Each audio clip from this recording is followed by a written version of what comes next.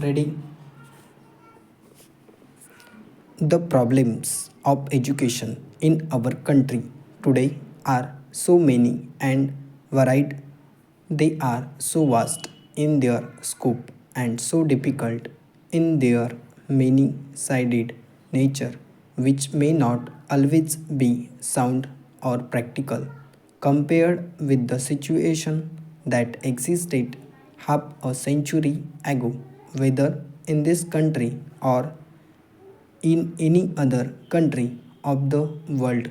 One has to realize that today education is a problem facing the masses of the country.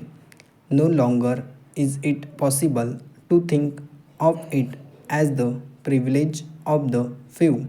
It necessarily follows that a problem of this nature requires a different solution from the one that may have been thought of at an earlier period when it was just a question of training a few.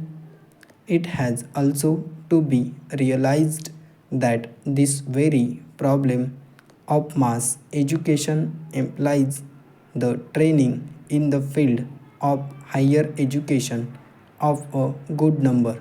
Those duty it would be to make it possible to spread education among the masses. The intimate connection, therefore, between what may be called secondary education or the education of the masses with the problems of higher education be ignored.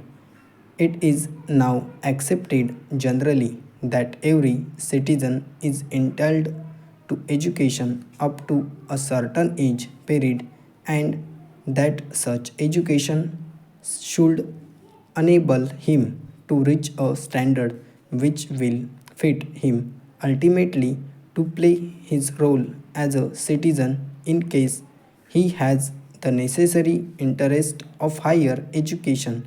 He should be in a position to pursue such a course. But the problem does not end here. Education is not only to benefit individuals, but what is far more important to remember, it should serve the needs of the country.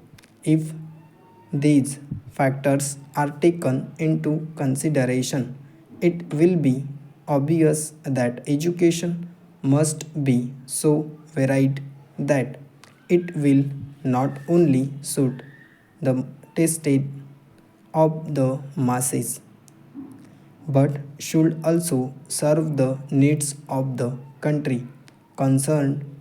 It has now been recognized that the ultimate aim should be to afford facilities to the children of the state to be trained to an age period where they could be so educated. The problems of secondary education therefore have to be viewed serious, seriously from this angle. While it is the privilege of every individual to have such opportunities, it is the duty of the state government to provide such facilities in larger interest of our country as a whole.